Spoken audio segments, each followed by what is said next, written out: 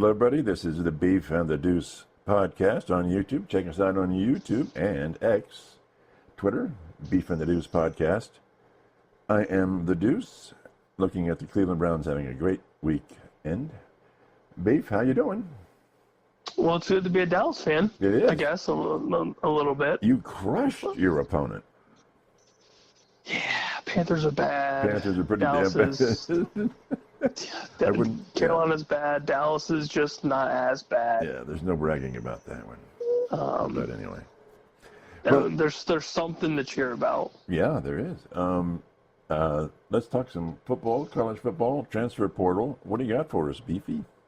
So, unfortunately, or fortunately, depending on who you are, Devin Brown, this would be, a week or so now, 2 weeks, he has entered the portal, but will stay with the Buckeyes through the CFP, which is very nice of him. Yeah. So there's the whole transfer portal rule of, you have to be enrolled in a different school by, the beginning of the semester, which is typically, second week of January. So he's sticking with us through the CFP. And as of today, Aaron Nolan has entered the portal. Freshman that spent one season with the good old Buckeyes. So I'm assuming he, as a former 5-star recruit, is probably going to go somewhere pretty upscale. Yep. Obviously to a school that is quarterback needy. Right. With him being, I want to say somewhere from the South. I want to say it's Texas or Florida or something like that. Okay. He's probably going to get some looks from those areas. But yeah, outside of that, I guess this is in reference to the portal or relation to said portal. Is there a position that you believe we should be, or positions, that you think the Buckeyes should really dive into? I can only assume of one in particular. Offensive line. Yes. Just to snag everybody possible. I don't know what. I don't know what to say other than offensive line. Now, what's the status as for all those guys? Is anybody returning? There's probably somebody returning. Line-wise, I don't know if there's really been, Seth's gone, so he's right. A grad transfer, so he'll be in the draft and probably get pretty decently high draft ranking. He's one of the best centers in college football. Yeah. But outside of that, I don't know if anybody's technically declared or said that they're transferring or whatever, so that's a good sign. Yeah, I would start with a center, getting a center. Yes. And then an left tackle. Yes. The probably the most two important positions in all of college football that is not the quarterback. Yeah, if you're a right-handed quarterback, yeah. So, I was thinking definitely line, and we're looking at, one of Northwestern's top offensive tackles is in the portal, so I think we've got a good chance with him. Okay. Now can a school approach, say, a Devin Brown or somebody who's at Ohio State? Can they talk to him before, right now, and say, hey, go into the portal and we'll pick you up kind of thing? Or is it illegal to talk to anyone? I'm sure it happens, but you don't know. Right. I think you have to officially – because there's this whole Quinn Ewers thing that Big Ten schools have reached out to him in reference of – $4+ million NIL packages for him to transfer there and not go pro. Next year, isn't he graduating? Well, he could be a grad transfer. Oh, that's right. Yeah.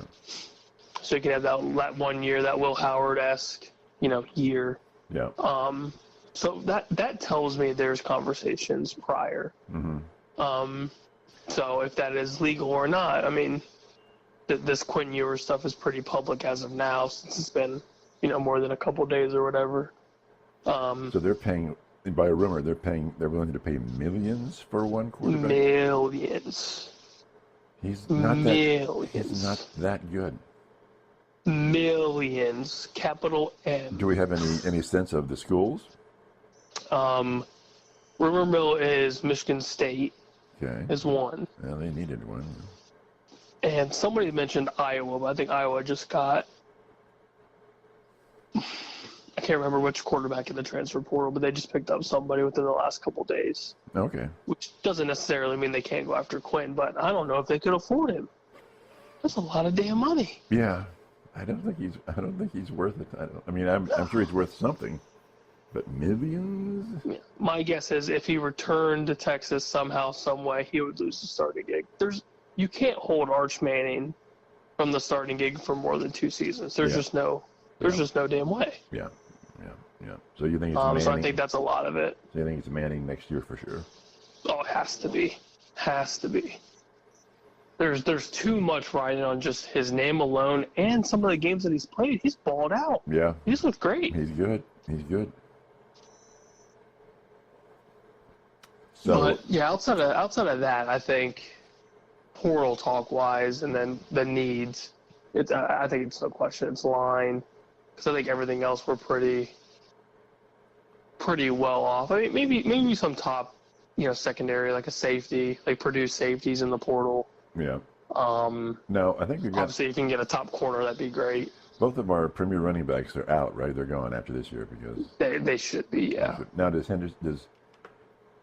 he get a grad transfer? But he has to go to another school, right? He can't come to Ohio State. He would have to transfer out, but I think his draft stock's way too high, and he would definitely be told to go. Him and Quinshon both would be top 2 picks easily. I thought Quentin so he's not a senior then either. Quinshon's a grad transfer from Ole Miss. Right, so he can't. Or he's a transfer from Ole Miss. Right, so he can't really play again anyway, right? I don't believe so. Right, so he's got to go somewhere. Yeah, and I mean he'll get drafted in the top 2 rounds. Yeah. Same with Travion, and then you got Peoples in the back that's had some playing time this year. That's looked really good. Who else do we have? Because that was who we got for running back to back up the 2. I mean, it's a hard thing to follow. Mm-hmm. Yeah, James Peoples, who's had playing time, and he's looked good in the early parts of the season. Yeah. Outside of that, it's a crapshoot. Yeah. But then again, we are the Ohio State. We've got 4 potential starting running backs at any point in time, I feel like, every season. Right. But yeah, outside of that, I mean, I don't see like a specific, like 100% we need this now. What about receivers? Well, obviously, we have Smith, right? Jeremiah Smith's back. Emeka's gone. He'll be a first-round pick, which rightfully so. What about who's the other? Cardinal Tate's back. Yeah, so that's good. That's 2 good ones. Really good ones. So aside from the O-line, then I'm thinking our offense looks pretty good, right? I think overall on paper we should be fine if we tackle our inept offensive line, if you will. Yeah. And just continue the recruiting train. I mean, the thought was, maybe Brian Hartline's gone since he's interviewing for head coaching positions, but obviously he is, at least for now, here to stay. Mm-hmm. But yeah, I mean, there's really, unless I'm missing something, I don't see a need as bad as the offensive line, because I think everywhere else we're pretty okay. Yeah. Aren't we losing a lot on defense though? Yeah. I mean, there's going to be some holes to fill, but I think a lot of that is recruiting. Right. And then obviously dive into the portal and see who's out there and who's worth a damn to pick up. Yeah. But I feel like, you need personnel, but I think a lot of that comes down to coaching. Yeah. What can James do with the new linebacker core? What can Jim Knowles do with schemes? If this current scheme doesn't fit well with the personnel you have next year, what fits? Mm-hmm. So on and so forth. So I think a lot of that's coaching, but personnel would be nice too. Isn't Knowles? I mean, Knowles is always in the maybe he's being looked at for a coaching gig, right? But is anything active? Nothing that's been public, as far as I know. All right. But who knows? After the CFP, that could drastically change. Yeah. Very, very fast. So. Yeah. Now, do you think Hardline can go from wide receivers coach to head coach without a problem, depending on where he goes, obviously. But or do you think he's going to go OC? It's a tough question. I don't know. I think it's possible. I mean, I think he's got the knowledge to obviously do it and to scheme it. Well, I guess it depends on program fit, obviously, and if he wants to. Right. Yeah. But I think eventually head coaching's in the future for him. I think he's smart enough and obviously has the talent to do so. And his recruiting's unbelievable. Right. I think that's really his key, right? Is that recruiting ability. Mm-hmm. And I think that's where the interest from West Virginia came in. Is he's got obviously a pretty solid NFL background, very solid Buckeye background, so he knows the collegiate game, and he's in the collegiate coaching world currently. But how much does he benefit from being at The Ohio State University as far as recruiting goes? It's got to be a factor. I think it's definitely a factor, but even if you leave that, I don't think your recruiting per se just disappears, because the development's key, and that development comes from him directly. Yeah. Now, obviously, skill is very much involved. Right. But development's massive. So, I mean, a perfect example is Julian Fleming. Yeah. Julian Fleming gets recruited as a 5-star, goes to Ohio State, and isn't really much of anything. Transfers to Penn State and isn't much of anything. Right. So, I mean, also it just depends on the personnel. But, I mean, look at what he's churned out. I mean, the receivers that he's thrown into the NFL have been studs, absolute studs. Yeah. So, I mean, that's definitely not going anywhere anytime soon, even if he leaves Ohio State, which I feel like eventually is inevitable unless it's the head coaching position.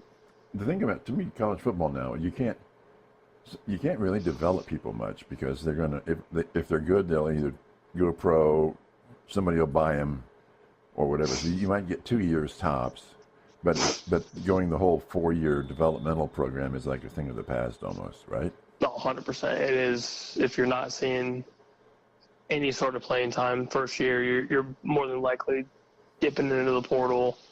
If it's 2 years and you haven't played, then you're definitely going in the portal. Yeah. It's crazy. Transfer portal's nuts, and there's been a lot of complaints on the timing of the portal. Yeah. Especially like during the CFP, like Penn State's backup quarterback just jumped into the portal in the middle of a championship push. I mean, that's absurd. So it's just crazy. So there's no restriction on when you can go into the portal then? I mean, anytime? No, there's like an opening, like the day of opening. And it's all due to the timing of semesters. Oh, I see. Like if you transfer schools, you have to be enrolled for classes by a certain time. Right. Okay. Which, I mean, it's not hard to change the timing. Yeah. But right now, these guys are entering the portal, and just so happens that they're also in the CFP, right? So, Yeah, I think Joel Klatt was one of the most outspoken, just saying that the timing is just absolute crap. Yeah. And just went on, which he's not wrong. Yeah, so you can jump into the portal, and it doesn't mess with your current eligibility then, right? Nope. It just depends on how quickly you want to be on, said different team, and you would just have to enroll prior to certain date whenever the semester starts, which typically is mid-January. What if nobody picks you up? You're still on the team, your current team? I don't know. That's a good question. Yeah. I guess you can choose to opt out of the portal. Yeah. Jump in. Right? Yeah. But I think typically when you hop in the portal, I feel like traditionally there's programs that are interested who have reached out to you. Yeah. Somebody's called you on the phone and said, hey. Yes. I would assume that they're just not jumping in blind, but I mean, I'm sure some do. They might. But that's kind of how I see it. I wouldn't hop in if I didn't think, some, pretty mediocre team at worst is going to want me to play for him, and I'm going to get some sort of playing time. Mm-hmm. Yeah. Okay, anything else in the portal world or anything going on? Nothing as of now. I think the Aaron Nolan news was the most recent and I shouldn't say surprising. I mean, it kind of sounds like Julian Sain's the man job for next year, and getting St. Clair from good old Bellefontaine was pretty massive. So I think the writing was on the wall after that signing. Yeah. Or after that commitment, I should say. Yeah. Yeah. Okay. You want to jump into the question I had for you? We're switching to professional football here. Oh, let's do it. All right. So my question to you was, and I gave you 5 quarterbacks. It was Mahomes. Basically, Mahomes, Hurts, Darnold, the Buffalo guy, I can't think of his name right now. Yeah, Josh Allen and Jared Goff are the 5. Now, the total 5. Of these 5 players, and I think those are probably the premier, probably with team, and these are with teams that are winning, they're going somewhere. Otherwise, I'd have put Burrow in, but I don't know what I don't know how to think of Burrow in this question. I don't think anybody knows what the Bengals are doing. So, ranking those players, those quarterbacks, in how important they are to their specific team and to their winning, who would be the best, I guess, their most valuable player for each team? And I'm thinking, considering where Minnesota was, I don't know that he's number 1, but Darnold is up there for me just because of what's happened. I mean, you could make an argument that all 5 of them could be number 1 out of 5. Yeah, well, this question says you can't do that. Yes, but you could definitely make, like, if you were to tell me. Oh, yeah, absolutely. Like, Jared Goff is number 1. Absolutely. 100%, I'd believe you. Yeah. Yeah. Well, they all are. Yeah. Yeah, but I mean, they're all obviously MVP caliber players. But my question to you was rank them as far as to their, because they'd have different strengths based on the teams that they're playing on. So is Mahomes as valuable to the Chiefs as Allen is to the Bills? I would say Allen is more valuable than Mahomes is right now. To that specific team. Like for this year. Yeah, oh yeah. Now, if you're going off, the last 5 years, then I would say Mahomes, for sure. We'll just say right now this year. Yeah, for this year, it's 100% Josh Allen. And you would you give Allen the nod for overall? Oh, yeah, 100%, yeah. So you had him 100%. At number 1. Yep, I would go Allen, Mahomes at 2. So, I mean, it's very close. I'm not saying it's like landslide for Josh Allen. Right, and it's not even quantifiable, but it's fun. Yeah. Yeah, so Josh Allen 1, Mahomes 2. I would say Goff 3. Okay. Goff has had a phenomenal season. Yeah. Especially this last game against Buffalo, where if you don't have Jared Goff, you are getting blown out at home by 20+ by Buffalo. Yeah. I mean, Goff goes for almost 505 scores. And loses. Also on my fantasy football bench, I mind you. Sting. Well, at least you're playing a game. I'm not. I'm out. Yeah, God. I had to win and be in, and I just royally screwed that up. So Goff 3, I would say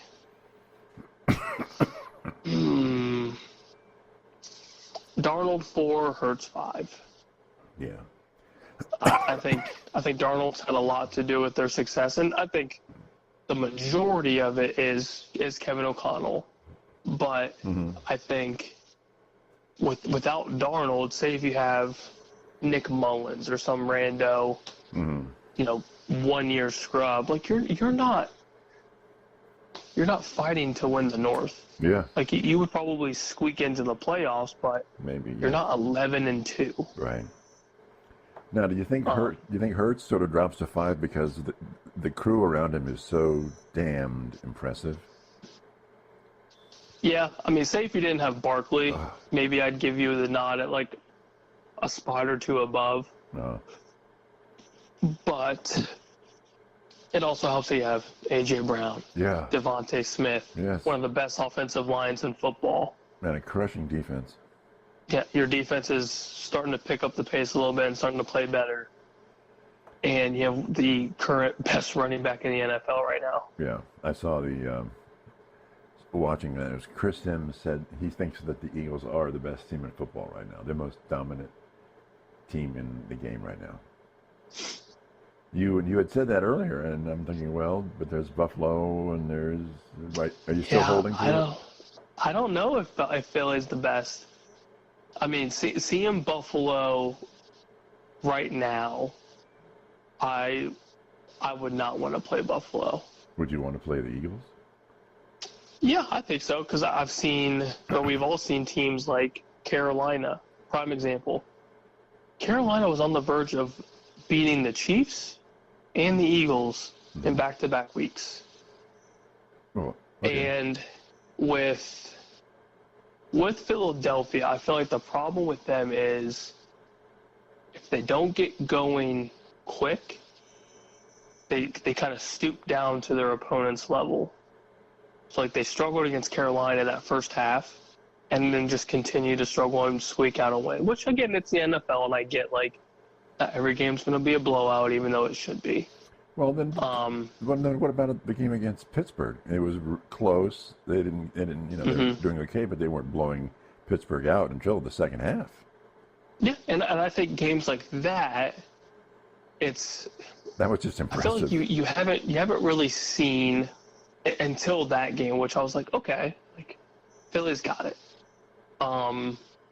If they go against teams that just don't really have like this high octane offense, then they're able to do kind of like the slow game, kill the clock, rush the football, win by like 10 or so, 10, 13, whatever. Yeah, which is a win. But if they get into games like Buffalo, who's averaging like 30 a game, Detroit, who's averaging 30 a game,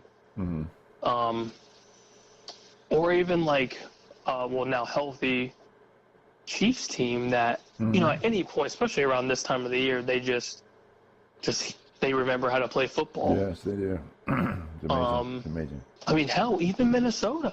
Yeah, Minnesota. Like teams that at any point can just put up points. I feel like that's where Philly kind of struggles, because you also have to bank on Jalen Hurts' arm performing to that level. Because he's not nearly as good of a passer as, I know it's going to sound crazy, Darnold, Goff, Josh Allen, Patrick Mahomes. Yeah. Like, he's not anywhere close to that level of passing. He's a great dual-threat quarterback. Right. But you can't expect him to keep up points-wise with his arm. Even if he has all this talent around him. I mean, look at what happened yesterday in the Buffalo-Detroit game. Yeah. There's no shot in hell that Jalen Hurts keeps up with that. But doesn't mean they're not a great team. They're just not the best team. So you don't see him.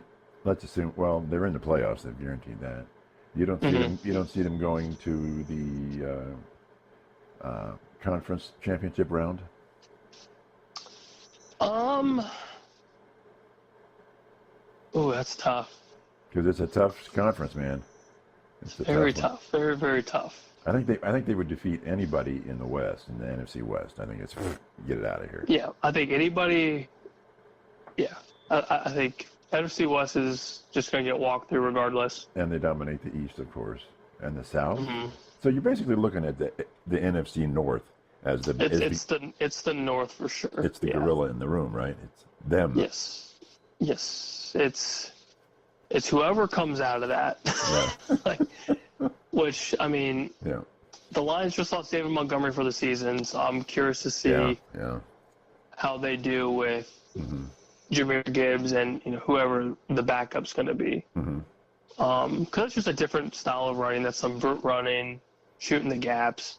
Right. See if that changes anything. But, I mean, the Lions are just so damn good. Yeah. But their defense is also just completely banged up. They're picking dudes up off the street just to, fill the void. Yeah. So I'm curious to see how that works out the next, handful of weeks before the playoffs.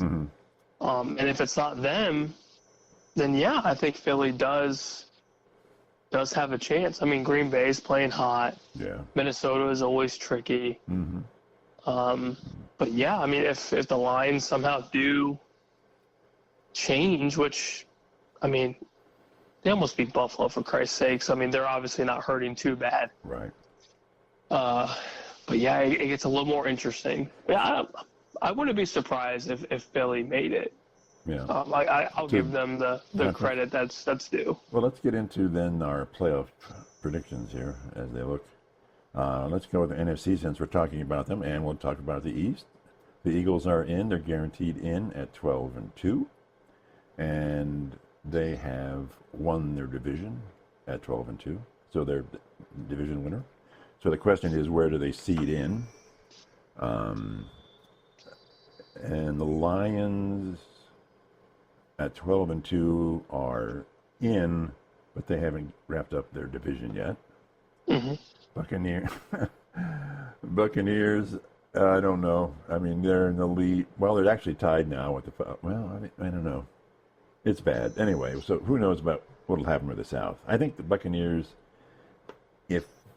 I think they can go 10-7 because they have the Cowboys. They're 8-6. They've got the Cowboys, Panthers, and Saints, which is pretty easy. Mm-hmm. So I think they could easily go 10-7, and that's clearly going to wrap up that division. You okay with that? Yeah, I think that's fair. Falcons have a really hard road. They're 6-7, and they're playing Raiders, Giants, Commanders, Panthers. 3 of those they should win easily.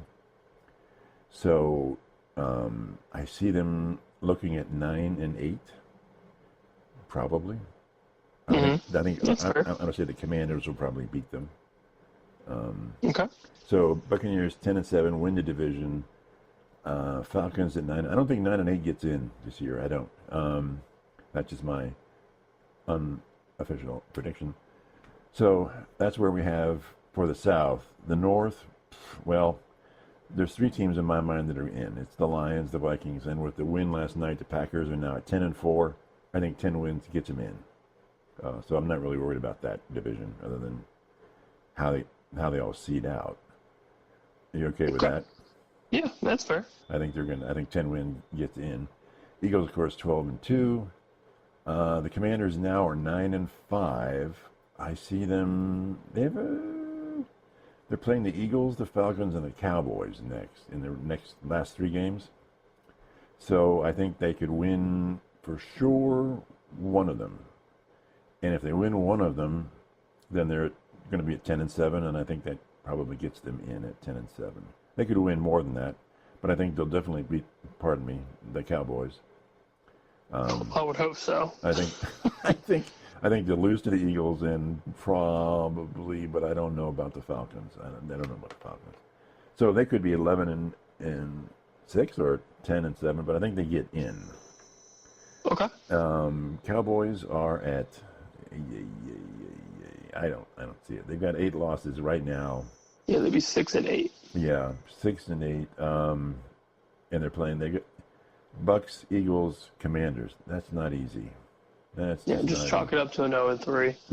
Yeah. So they're out at 8 losses. You're not going to get in. We talked about the Falcons. We talked about them, and then over at the West, Seattle is.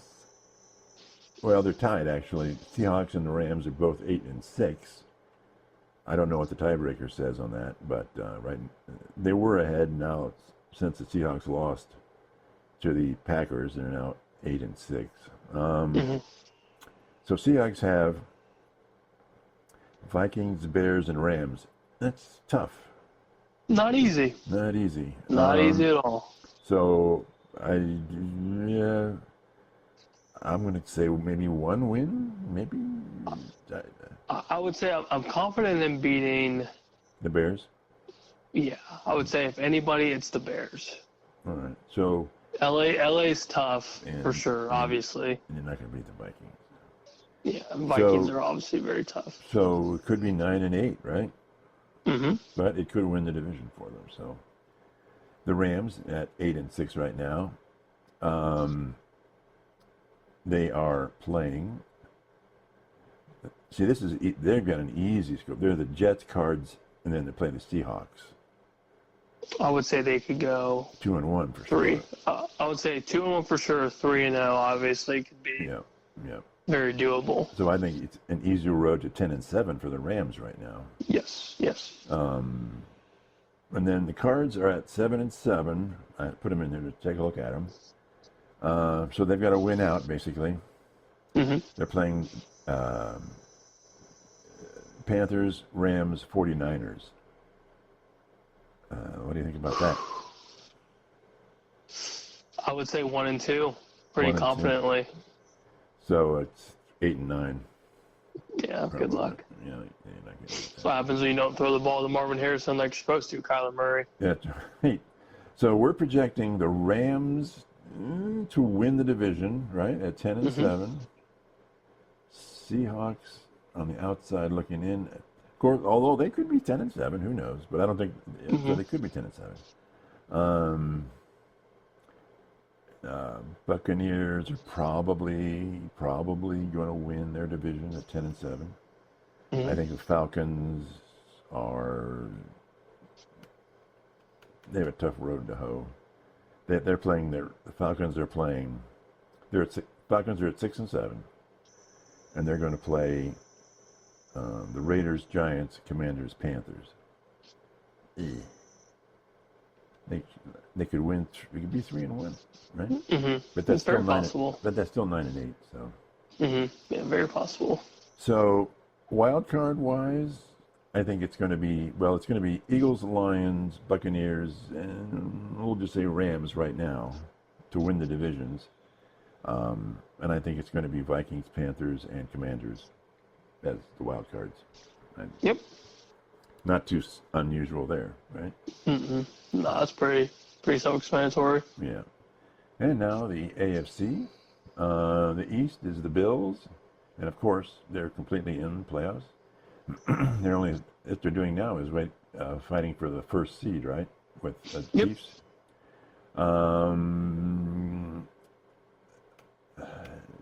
The Dolphins are at 6-8. I just don't see them getting in.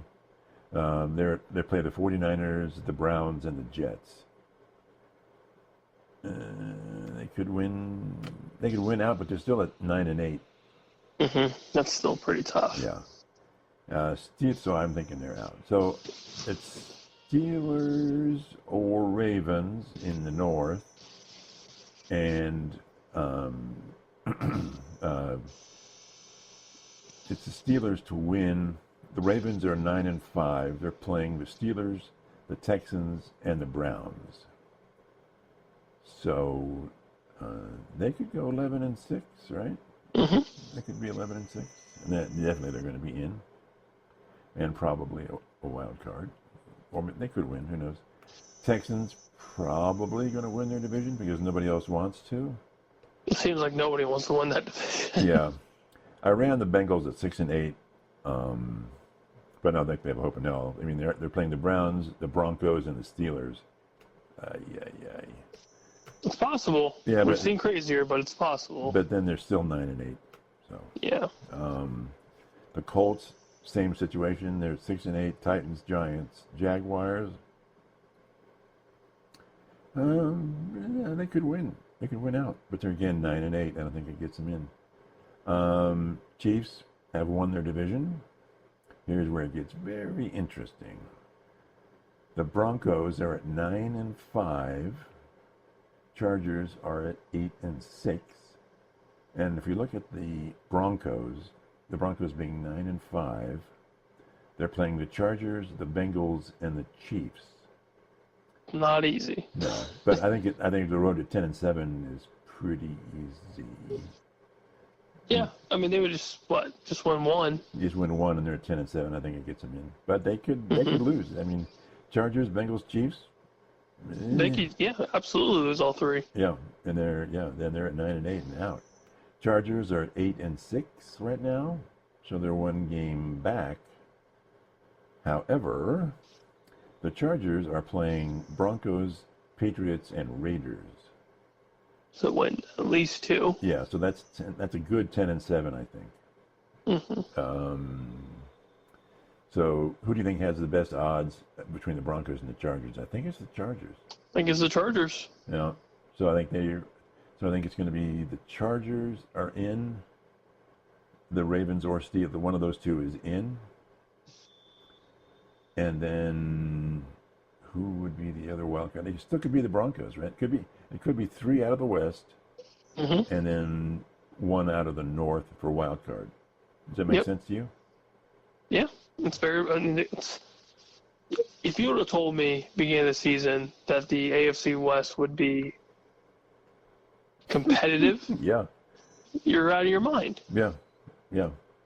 You're out of your damn mind. And then we've got Bo Nix over here slinging. My guy. Yeah, you've got Harbaugh using the Harbaugh powers that he has to. It's khaki. Yeah, it's all in the khakis. It's all the power of the khaki. I mean, he's done something with the Chargers. He's done a lot better than what was it, Brandon Stanley, whatever his name was. I forget his name because he was so bad. Right. And now with Patrick Mahomes going down with a high ankle sprain, who knows if he plays? Right. Before the playoffs. Right. I keep him out, probably. Yeah. So that gets a little more interesting too. Yep. Yeah, it's very. I'm confused, but also intrigued that the West is as competitive as it is. Now, do you think the West is as competitive as it is because the other divisions have just completely dropped the ball, aside from the 2 in the North?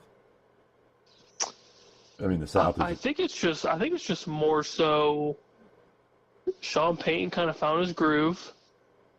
Bo Nix is he's not a traditional rookie, early 20s. Like he's a grown ass man. Yeah. But they figured something out with that offense, and their defense is playing well. Yeah. And then the Chargers, I feel like it's all coaching. It's Harbaugh lessening the load on Herbert's arm, and they establish a solid run game prior to Dobbins getting hurt, and their defense is playing well. I mean, it's all it took. You don't need Herbert to throw 45, 50 times to win games. Right.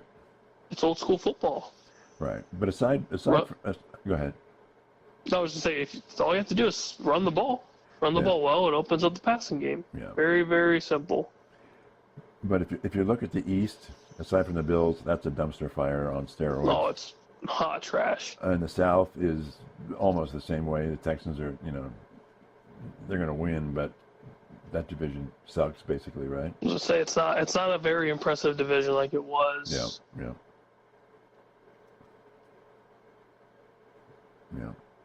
So we've got Bills, Steelers, Texans, Chiefs, Broncos, Chargers, Ravens. That's tough. Yeah. I would not want to play anybody in the AFC playoffs. I don't care who you are. So you think none of that's easy? So you think these are stronger teams than the NFC? Come on now, we're talking North here. I would say yeah. I think the AFC is brutal. Because I feel like anybody in the AFC could give the top teams in the NFC a run for their money. Yeah, just from an offensive point of view. Not necessarily like beat them, but I think it's a lot tougher than people would think. So who's in the AFC Championship game? Bills, Chiefs? Yeah, I feel like it's hard to not go that way. Something about Andy Reid, Patrick Mahomes in the playoffs is magic. They're just a whole other beast. Yeah. And Buffalo's been so close so many times, and I feel like this year they've played just out of their minds. Josh Allen's playing probably the best he's ever played in his career. Ever. I think he's clearly the best quarterback in football right now. After last night's game, 100%.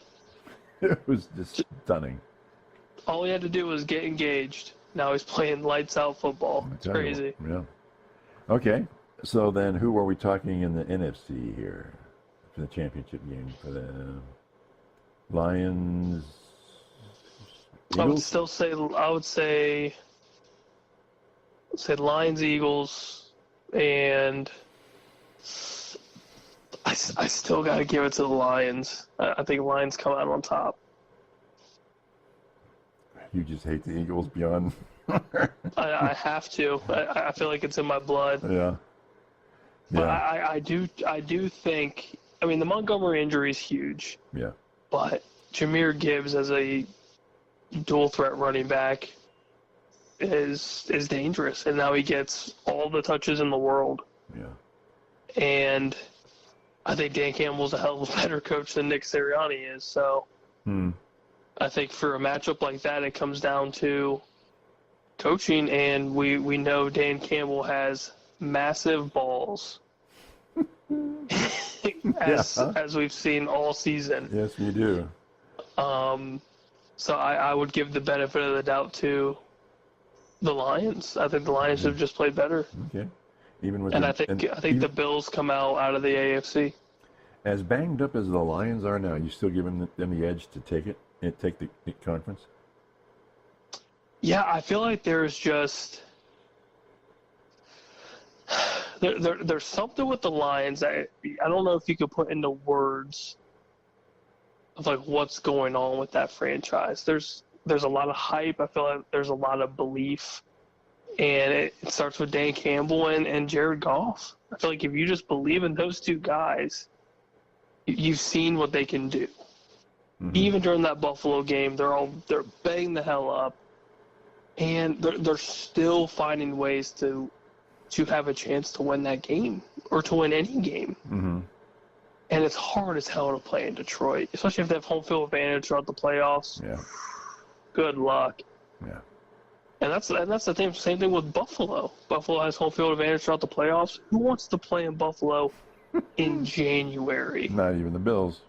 I don't even think the fans want to be there in the cold, but they are anyways. They're there, yeah.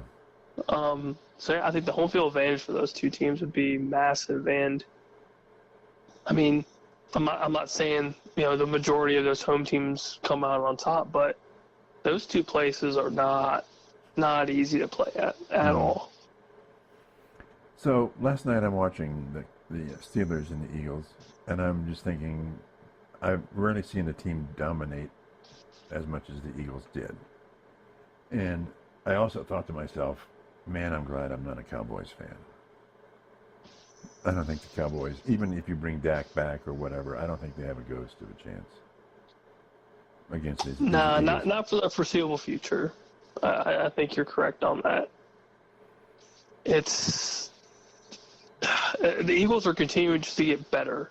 Yeah. They're not stagnant. They're not just getting by. And Derrick Henry. It's just increasingly better and better. And then of course, sweet for us, we have the NFL draft, and they just continue to hit on their draft picks. And you know what we don't do? Hit on our damn draft picks. We don't pick for shit. You pick long snappers. We re-sign long snappers, and we don't draft running backs that we need. Yeah. But to our credit, at least Rico is looking a lot better in the last couple of weeks because he's had a full workload. Yeah. So maybe we have something. Just maybe. I'm not saying it's for sure. But it's something.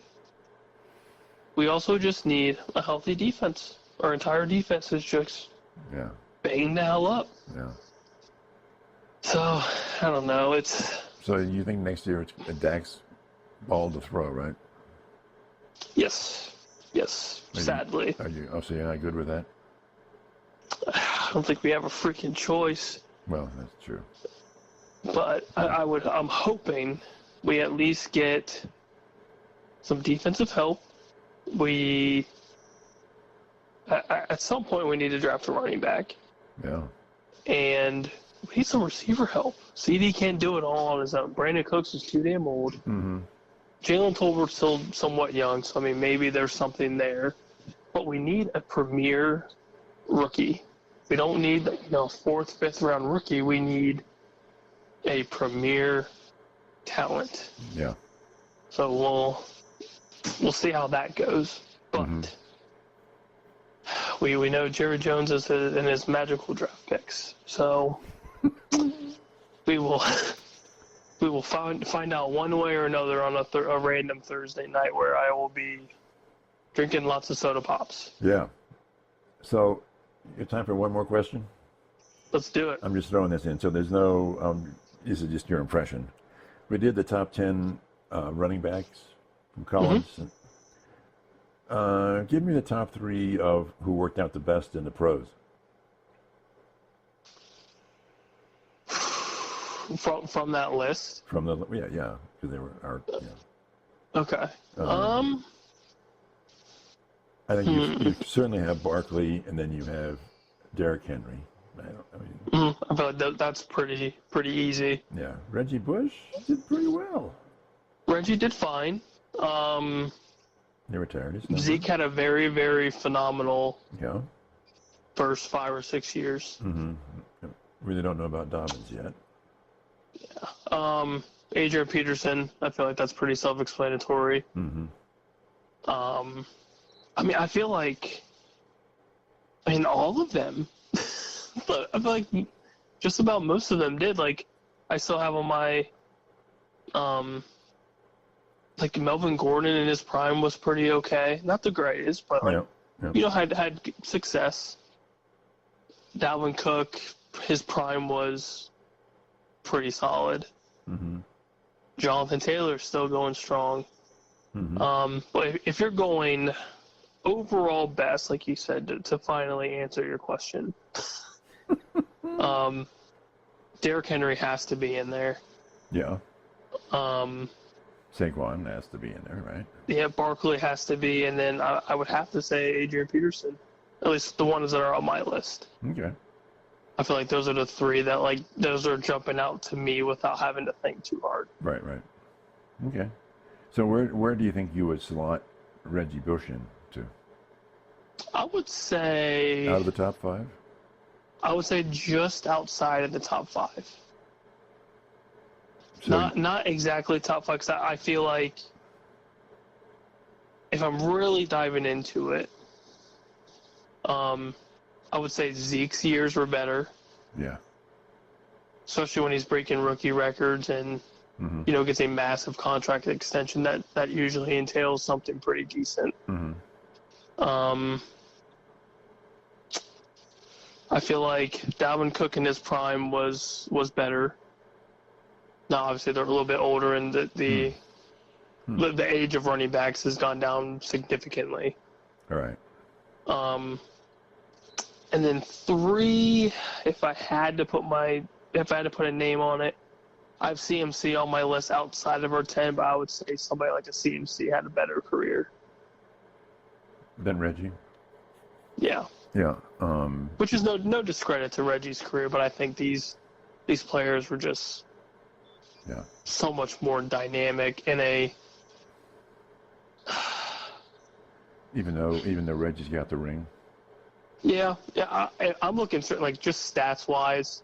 I feel like those players were better stats wise, but the hardware helps his case a lot. Yeah. For being better. Yeah. He was pretty damn good with New Orleans. So it's. If they retire, it's tough. It's not an easy answer, but I feel like you can make the argument for both. Yeah, because they retired his number, so they must have done something. Although New Orleans isn't known for running back, so. He was pretty impressive. Yeah. Okay, well that's it for us. Anything else you got going on in your world of the beef? Let's just hope that I never bench Jared Goff in fantasy football ever again. Well, so brutal, man. Some people learn from their mistakes, and others, like me, do not. So, I just need to start 2 players, and I'm in the playoffs. Yeah. It's just brutal, but you can't. I won this league 3 years in a row. Oh. I'm bound to lose it. So. So no crying for you. No, I did pretty okay in fantasy the last couple of years. So. You think you'll be in money? For this league, no. Last 2 years, I was money-wise, like over 12 or 1,300. Wow, not bad. So I did pretty okay. All So right. I'm still positive. I'm still in the green, and I still have a chance at winning one league this year. So Right. I just want everyone to know that my picks on college are consistently bad. I picked Army to win. we both did. Good. Both did. I can't tell what's going on It's here. embarrassing. We're really good at this. This is why we don't post it on Twitter, because That's right. we'll lose people a And lot this- of money. And this is why we're on YouTube talking about how bad we are. Exactly. That's why we're here. That's right. Okay, talk to everybody next time. We'll have more pro to talk about and lots of other stuff. See ya. Bye.